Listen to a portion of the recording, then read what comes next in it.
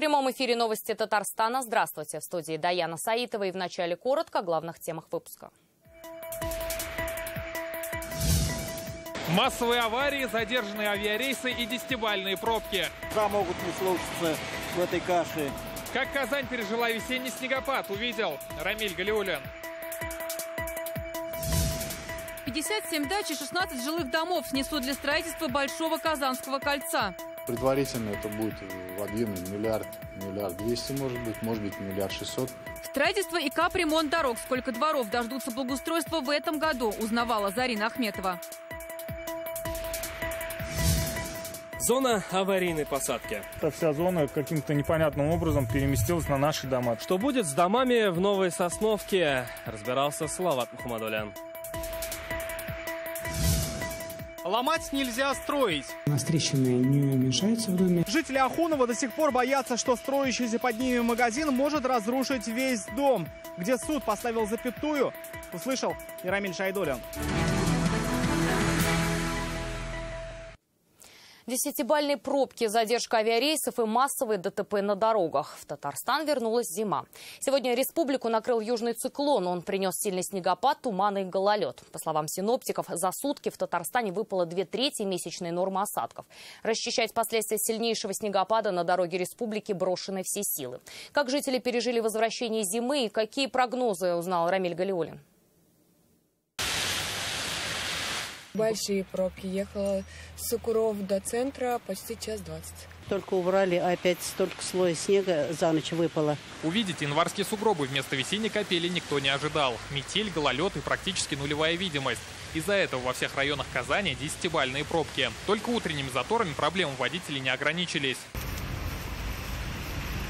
Десятки ДТП, самое крупное на Горьковском шоссе, недалеко от озера Лебяжье. Столкнулись 2 автобуса и 7 легковушек. По предварительным данным, виновник аварии, водитель автобуса, резко затормозил из-за гололеда.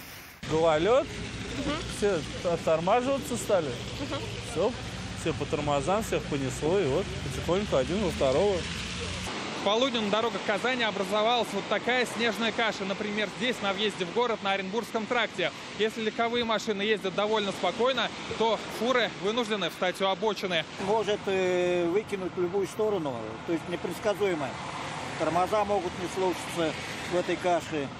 Рулевое. Самые аварийные участки республики – это трассы Казань-Оренбург и Казань-Малмыж. Точное число столкновений сейчас подсчитывает ГИБДД. Но уже известно, что они произошли из-за превышения скорости и несоблюдения дистанции. По оперативным данным, 25 марта на 15 часов зарегистрировано 5 дорожно-транспортных происшествий, в которых 5 человек получили травмы различной степени тяжести.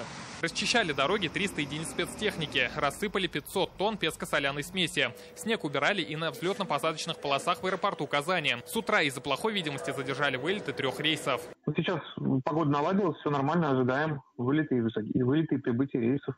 Да, задержки были. Непогода накрыла все крупные города республики. В Челнах с самого утра шел дождь. Такая же ситуация и в Альметьевске. Правда, обошлось без километровых пробок, как в столице. Такую совсем не весеннюю погоду принес южный циклон, отметили в гидромедцентре.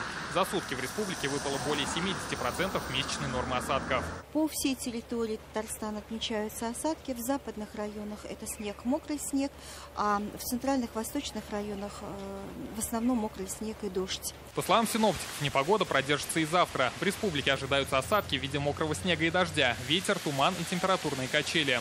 Поэтому спасатели призывают казанцев быть внимательными. Водители просят соблюдать ПДД и не спешить со сменой зимней резины. По прогнозам, весна должна вернуться в Татарстан к концу недели.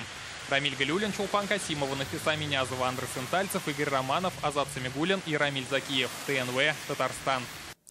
Непогоду на улице пришлось встретить нижнекамским школьникам. Здесь экстренно эвакуировали учащихся 36-й школы. В коридоре обнаружили предмет, очень похожий на бомбу. На тот момент там находилось примерно 900 человек. Вадим Струминский восстановил картину случившегося. Жильцы высоток на Табеева снимают пугающие кадры. Ученики 36-й школы, охваченные паникой, пытаются укрыться в подъездах. На многих нет верхней одежды, она осталась в школе. Это не учебная эвакуация, тревога. Нашли что-то похожее на бомбу. У детей стресс. Конечно, после этого у меня все еще эмоциональный шок. Ну и чуть-чуть холодно было без курток. Сообщение о неизвестном предмете прервало учебный день не только для школьников, но и всего персонала. На тот момент в школе находилось примерно 900 человек. К счастью, все они успешно эвакуировались. Была объявлена тревога по школе, и, соответственно, все под руководством классных руководителей, ученики организованно были выведены с территории школы. Прибывшие полицейские вскоре успокоили людей. Никакой бомбы на территории школы нет. Вот фотографии предмета, который нашли правоохранители. Это заготовка для топиария, кустарниковой скульптуры, состоящая из пластиковой банки, сукна и гипса. Заготовку для игрушки действительно можно было спутать со взрывчаткой, поэтому бдительность была не лишней. Вадим Струминский, Рушаня Сибатова, Евгений Лызаев. Новости Татарстана. 57 дач и 16 жилых домов снесут для строительства дороги в столице. В Казани продолжит Большое Казанское кольцо. На это потратят более миллиарда рублей. В мэрии говорят, интересы жителей постараются учесть и сделать все в рамках закона. Сегодня на деловом совещании в исполкоме обсуждали две важные новости – строительство кольца и капремонт дорог. Обо всем подробно Зарина Ахметова. Вот так выглядит заезд во двор на улице Бондаренко. Кочка на кочке, яма на яме. Проехав внутрь, ситуация не меняется. И такое, говорят жители, у них уже не один год. Большие ямы, и когда едешь, у тебя машину просто штормит. У кого низкие машины, тут дно скребется, прям очень жалко даже. Очень неудобно, да, машина задевает все это. Кочками и ямами здесь усыпана вся дорога. Они пробиваются даже через слой снега. Но в этом году двор на Бондаренко наконец-то приведут в порядок. Он и еще 295 дворов в Казани вошли в специальную программу. Это дворы с наибольшим количеством проживающего населения, дворы с наибольшим износом асфальтобетонного покрытия. И желательно, чтобы этот дом прошел капитальный ремонт, потому что при капитальном ремонте могут быть нарушены те моменты благоустройства, которые мы будем делать. В Казани благоустроят более 670 тысяч километров дорог, в их числе и подъездные пути к 14 садовым обществам. Помимо ремонта в планах и строительство. До 4 полос расширят дороги на улице Максимова и Дубравная. Новый участок дороги появится на красной позиции. Он должен частично разгрузить Адель Кутуев в час и пик. Продолжится строительство и Большого Казанского кольца от улицы Медхата Булатова до Борисковской.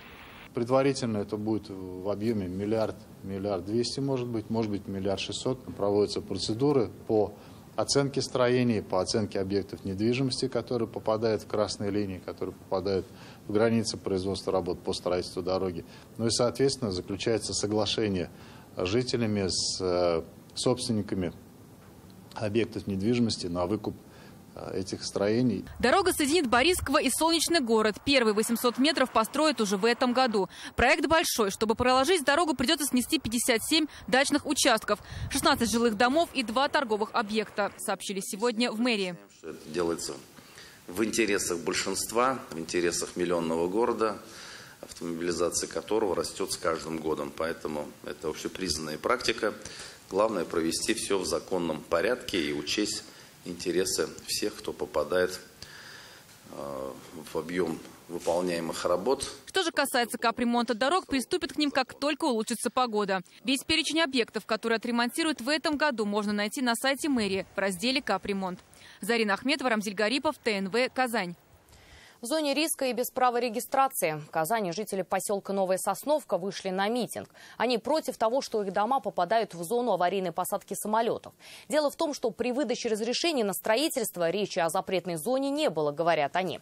Почему и кто определит будущее больше сотни домов, разбирался Салават Мухаммадуллин. Зона аварийной посадки находилась раньше за вот этими деревьями, то есть непосредственно на поле. А сейчас вся зона каким-то непонятным образом переместилась на наши дома. Так что не продать, не купить, не перестроить. По словам местных жителей, на дома накладываются обременения, и регистрационные действия запрещаются. Всего в зоне аварийной посадки оказываются, по словам местных жителей, больше сотни домов. И все они, судя по внешнему виду, построены совсем недавно. Это подтверждает и Гульнас Миграндова. Ее семья из 4 человек купила в ипотеку новый дом 6 лет назад. Тогда, по ее словам, проблем с регистрацией не было, и об аварийной зоне речи не шло. Начались обсуждения по поводу нового генплана. И мы вдруг узнаем, что мы находимся в этой зоне, где нельзя строить жилье. Хотя у нас все правоустанавливающие документы есть. Это зона ИЖС, индивидуальное жилищное строительство. Со своей проблемой жители поселка вышли на митинг. Сейчас, на данный момент, зону не передвинули. Пожалуйста, оставьте ее, как она была. Мы прекрасно понимаем, что самолеты над нами летают, летали и будут летать.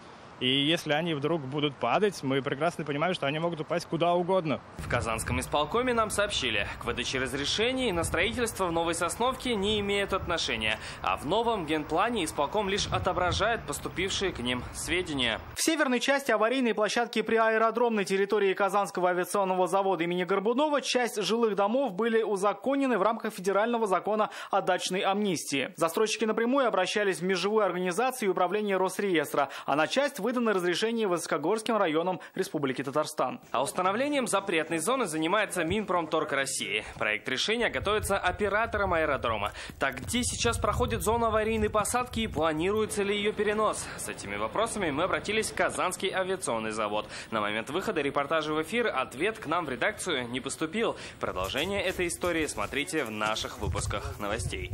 Салават Ухмадуллин, Рамзиль Гарипов, ТНВ, Казань. К другим новостям. 150 татарстанских поставщиков в реестре недобросовестных. Об этом сегодня сообщили в УФАС Республики.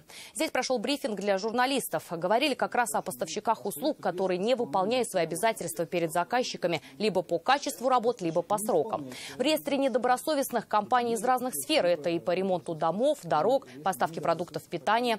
По закону сообщать о них обязанность заказчиков, а о внесении поставщика в черный список решение принимает УФАС. Начиная от административных штрафов, заканчивая до непосредственно включения в РМП на 2 лет до 3 лет. Это период времени, в течение которого они не смогут, эти недобросовестные поставщики, участвовать в соответствующих аукционах. Сколько стоят инфоролики о выборах? Во сколько обойдутся новые автомагистрали? Зачем Департаменту продовольствия 48 тысяч фарфоровых тарелок? И какую сумму готовы заплатить за поиск кондуктора Метро Электротранс? Аналитику по госзакупкам читайте в интернет-газете «Реальное время». Судьбу 6-го Казанского дома по улице Ахунова сегодня решали в Верховном суде республики. Мы рассказывали об этой истории. В сентябре на первом этаже дома начали строить магазин. Но тут же пошли трещины и просел второй этаж, утверждают жильцы. Сегодня суд рассматривал апелляцию ответчика, представителей торговой сети. Рамиль Шайдуллин с подробностями. Третье заседание суда, и уже полгода жизни словно на пороховой бочке, говорят жильцы. Они утверждают, стены в трещинах и провален дом. Сегодня дело дома номер 6 на Ахунова разбирают в Верховном. Ответчики – владельцы магазина, якобы из-за которого дом пришел в такое состояние. Был предоставлен проект проведения капитального ремонта, в котором, в принципе, прослеживалось, что опорно-монолитные конструкции не затрагиваются. Также экспертное заключение данный вывод подтвердило. У жильцов другое мнение. Эта история началась в сентябре. Тогда в доме начали строить магазин. Под него отдали половину первого этажа. Началась его перепланировка. Но делая входную группу, говорят жильцы, строители зацепили и несущие конструкции. Часть несли дополнительные перегородки, которые они снесли, и из-за этого плита провисла на 1 сантиметр. То есть это уже доказано документально. У меня есть документальное подтверждение и фотографии, где эти несущие конструкции были затронуты, и они оголены были. Владельцы магазина настаивают, угрозы жильцам нет. И прогиб пола допустимый. 1,5-месячная независимая экспертиза показала, можно и дальше и строить, и жить. Только прокуратура настояла на другом. Мы поставили требования о приостановлении данной деятельности, то есть до получения соответствующего разрешения. А получение соответствующего разрешения, оно как раз подразумевает под собой восстановление либо производство работ в каком-то ином порядке, который не будет затрагивать несущие конструкции. Истцы настаивают на еще одной экспертизе, но суд постановил, что ее не будут проводить представители магазина. В остальном Верховный суд оставил в силе решение прежней инстанции. Теперь, прежде чем продолжить работу, они должны будут устранить все замечания. Говоря проще, восстановить и несущие, и те самые сантиметровые трещины. Когда решится позже, через 3 недели, стороны снова встретятся уже в Приволжском суде. Рамиль Шайдуллин, Данил Филатов, ТНВ, Казань. В одном из телеграм-каналов появилась видеосторис депутата Старомихайловского сельского поселения Альметьевского района, где он посылает наших бабушек в парк. Будучи в Таиланде, мужчина сравнивает наших пенсионеров с местными. Сейчас лучше убрать детей от экранов. В аудиозаписи присутствует мат. 50-70 лет. Смотрите, что делают бабушки в Таиланде. Они занимаются цигун. А вы телевизорами. Танцуйте, выходите. У нас есть зеленый фитнес, альтернатива. Сидите сканворды. Сегодня мы связались с депутатом Наилем Резвановым по телефону. Он нам сообщил, что является юристом и прокомментирует видеозапись в среду. Так что же это было? Мы готовы выслушать его комментарий, а пока он готовится, ситуацию прокомментировали в исполкоме Альметьевского района. Цитата. «Это возмутительно, когда человек, занимающий такую должность в публичной форме, неуважительно относится к людям пожилого возраста. Ситуация обязательно будет рассмотрена и создана рабочая группа по депутатской этике». Конец цитаты. Это новости Татарстана и далее в выпуске. 17 участников из 7 стран. Очень важный вопрос для кадровой политики всей страны. И второй момент – это очень важно для ранней профориентации школьников. Кого объединяет компетенция электромонтаж? Алия Хайрудинова. Тысячи участников и сотни песен и танцев. Самых талантливых артистов зонального этапа созвездия Йылдызлык Мамадыши увидела Вероника Гайнутдинова. Рустам Минниханов находится в краткосрочном отпуске, сообщает пресс-служба президента Татарстана. Он пробудет в отпуске до 29 марта. В этот период исполнять его обязанности будет премьер Алексей Песошин. 95-летний юбилей отмечает самый зажигательный и позитивный журнал республики «Ялкын». Сегодня журналисты издания пришли в Госсовет. Экскурсию лично для них провел Фарид Мухамедшин. Напомним, первый номер журнала вышел в свет в 1924 году. Издание несколько раз меняло название. Сегодня юные журналисты интересуются, как Фарид Мухамедшин успевает справляться с огромным объемом работы, каким он был подростком и как относится к критике. В свою очередь, спикер парламента посоветовал молодым талантам уже сейчас больше внимания уделять политики. Я обратился к молодежи с тем, чтобы они были активными и тогда, когда они еще молодые, и на всем протяжении своей жизни на родном языке, на татарском языке могли бы свои мысли передавать поколению, ну и активно участвовать в политической и общественной жизни нашей республики. Более 850 тысяч рублей на лечение у 6-летней Вероники Шуваловой ДЦП. Врачи рекомендуют пройти реабилитацию в одной из иностранных клиник. Всех тех, кто готов помочь, мы просим взять ручку и блокнот, чтобы записать реквизиты. Ты хитрушка, а? В семье Шуваловых особенный ребенок. Маленькой Веронике всего 6, но она уже успела многое пережить. Еще до года ей поставили диагноз ДЦП. Родители перепробовали все – мануальную терапию, массаж, ЛФК, работу с дефектологами. Вероника начала говорить и даже ходить. Когда уже съездили в Самару на консультацию с Дмитрием Сергеевичем Муромов, там семейный центр, вот через 10 дней она поползла буквально сразу же. Вот, потом встали на четвереньки в 2,4. Вот, и сейчас она ходит, вдоль опоры ходит свободно. Сама давай, так. Молодец. Делать рисунки из крупы на песке – любимое занятие Вероники. Помогает развивать мелкую моторику. Несмотря на ограничения, любит и подвижные игры. По словам родителей, девочка очень музыкальна, хоть пока в руках лишь игрушечные инструменты. Она очень любит музыку, гитару любит она. И сама любит на гитаре вот бринкать, ну, на игрушечной такой. Получается? Да, пианино. Вот музыкальные игрушки у нее прям любимые музыкальные игрушки. Ну и в основном машины, самолеты. Это из-за того, что пример есть с кого брать. Знает лисенька лиса, в шубе вся ее краса. Через год ровесники Вероники пойдут в 1 класс. Чтобы жить так же полноценно, у девочки есть шанс. Но для этого нужна реабилитация в одной из китайских клиник. В семье Шуваловых 3 детей, и сумма лечения для них неподъемна. Мы в школу не ходим, она не организована. Мы пытались в садик ходить, но, к сожалению, у нас сейчас таких вот прям садиков нет, если только платные отдавать. Вот, поэтому я сижу с ней дома, мы ходим постоянно на занятия. Очень хотим попасть на реабилитацию в Китай. На всю реабилитацию семье нужно собрать более 850 тысяч рублей. Часть денег уже собрана. Перечислить средства вы можете по указанному на экране адресу. Лечение планируют начать уже в апреле. Молодец. Юлия Муратова, Данил Филатов, ТНВ, Казань.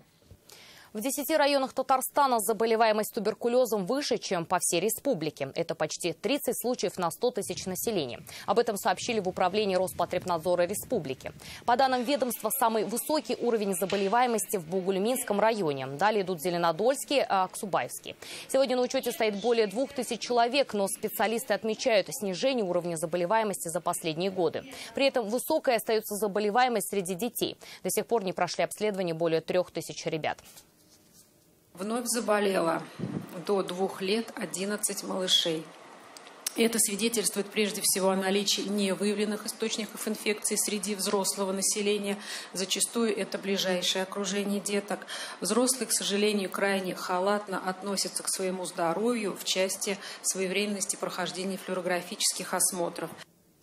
Высокое напряжение, многометровая проводка и те самые 220 вольт. Сегодня в Казани на отраслевом чемпионате выбирали лучшего электрика. Эксперты из 7 стран, а участники со всего мира – Бразилии, Швейцарии, Казахстана. К слову, многие к чемпионату WorldSkills специально учат русские и татарские языки. Убедилась в этом Алия Хайрудинова.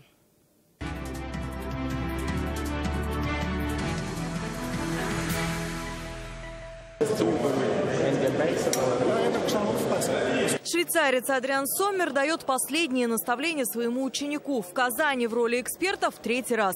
Говорит, профессия электромонтажника сложная, оценивать ее сложнее вдвойне. Очень важно правильно подготовить техническое описание компетенции и схему оценки. Это дело хорошо подготовленных экспертов, знатоков профессии.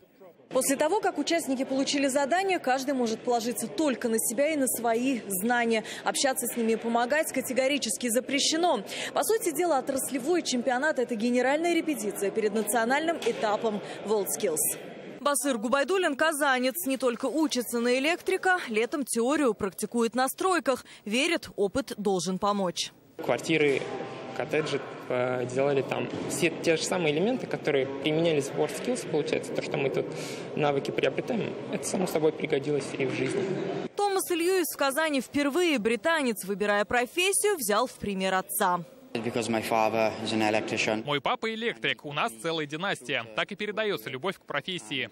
Не только оттачивают мастерство, но и языки учат. На чемпионате заграничные гости планируют общаться на русском и татарском. Спасибо. Доброе утро, доброй ночи, спасибо. Рахмат. Дакмат. За круглым столом эксперты Бразилии, Швейцарии, Великобритании, Ирана, Объединенных Арабских Эмиратов, России успевают обсудить и стандарты оценки компетенции. До национального этапа чемпионата WorldSkills осталось 2 месяца. Алия Хайрудинова, Вадим Илларионов, ТНВ «Казань». Свой профессионализм он уже доказал. Сейчас идет на мировой рекорд. Проплыть 10 километров в воде с почти нулевой температурой. На такой эксперимент пошел пловец Ильдус Маликов. Рекорд он будет устанавливать в Мамадышском районе. Проплыть всю дистанцию собирается за 24 часа. За его спиной уже 4 рекорда по квасе. Мужчина гордится и тем, что более часа продержался в озере Байкал, где температура воды 3 градуса. Это в 2 раза больше, чем зафиксированный факт в книге рекордов Гиннесса. Напомним, это не первый экстремальный рекорд этого года. В январе татарстанские аквалангисты пробыли в ледяной воде озера Изумрудное 10 часов. Я занимаюсь с 5 лет. Это очень полезно. Температура во время заплыва повышается, и это убивает все вирусы. 1200 участников, 320 номеров, много песен и танцев. Мамадыш на 2 дня собрал самых талантливых ребят из 4 районов республики. Здесь финишировал зональный этап фестиваля «Созвездие Йылдызлык». С участниками гала-концерта познакомилась Вероника Гайнудинова. Никто не волнуется? Нет! Никакого волнения, только уверенность в себе и, конечно, талант. Валерия Полякова танцует в непоседах 2-й год. Ежедневные репетиции. И вот результат. Финалисты зонального тура. В том году мы заняли 2-е место. Сейчас у нас гала-концерт. Я не очень волнуюсь. Подсолнухи, гармошки, парты, гироскутеры. У каждого танца свой реквизит. 320 номеров и 1200 участников. Здесь юные артисты из Пестрецов, Рыбной Слободы, Лаишева и Мамадыша. Участвую уже 5 лет. В Мамадыше я уже 2-й год. Мы за это достижение получали очень много впечатлений, очень много друзей приобрели.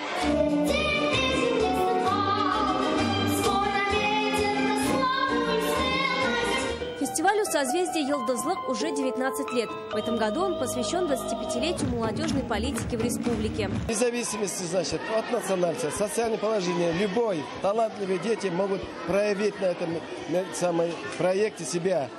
Значит, подняться, значит, так сказать, стать профессиональными, стать на большую сцену. Это огромная семья счастья, которая на сегодняшний день, я вас уверяю, ни один уголок мира не может похвастаться.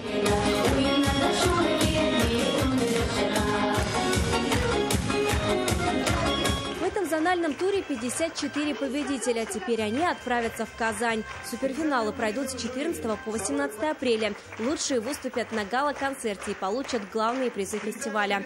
Вероника Гайнудинова, Айгуль Надыршина, Алексей Петров, Фаиль Шейхудинов, ТНВ, Мамадыш. Вечерний эфир продолжит программа «Вызов 112», а сейчас прогноз погоды. До свидания.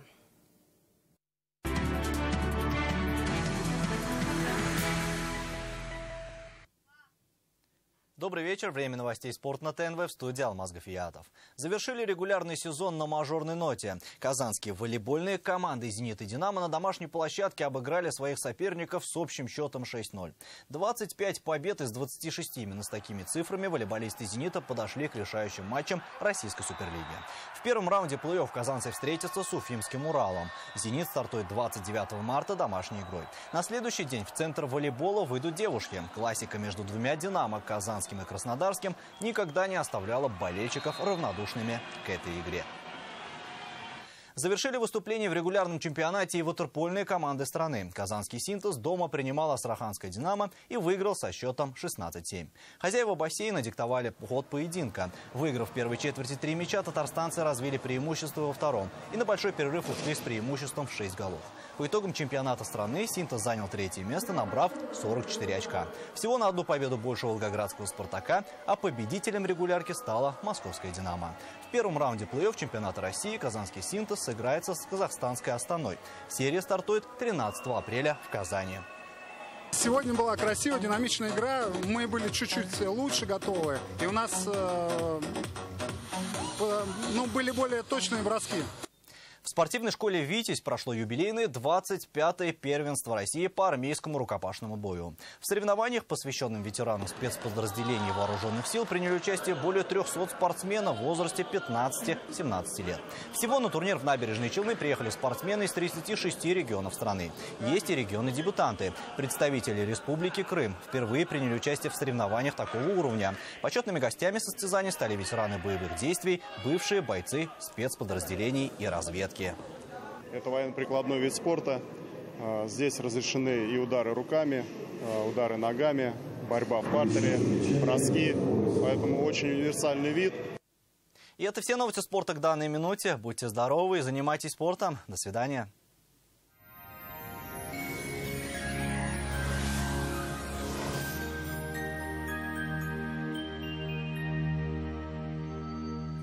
Здравствуйте. Погода за окном, как в стихотворении Федора Тютчева. Зима недаром злится, прошла ее пора. Весна в окно стучится и гонит со двора. О погоде после небольшой информации. Вам нужен шкаф-купе. Качественный, недорогой и по вашим размерам. Данил Мастер исполнит ваше желание. Успейте заказать со скидкой 20%. Danil-master.rf. Телефон 2-167-166. По данным сервиса Яндекс.Погода, 26 марта на юго-востоке в Бугульме, Бавлы, Азнакаево будет снежно и по-прежнему облачно, +3. На северо-востоке, Нижнекамске, Набережных Челнах, Елабуге выпадет мокрый снег, температуры плюсовые до 3 градусов. На севере Татарстана, Мензелинске, Агрызе, Менделеевске пасмурно, временами снег и также 3 градуса. Для северо-запада 26 марта будет пасмурным и с мокрым снегом. На юго-западе, в Болгаре, в Буинске, Дрожжаном без осадков не обойдется и также пасмурно.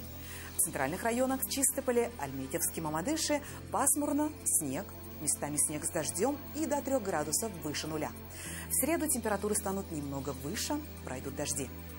Автоцентр «Луидор Казань» – официальный дилер ГАЗ в Татарстане по продаже и обслуживанию автомобилей ГАЗ. Время покупать новый автомобиль с выгодой до 318 тысяч рублей. Только в автоцентре «Луидор Казань». Телефон 8 800 200 24 02.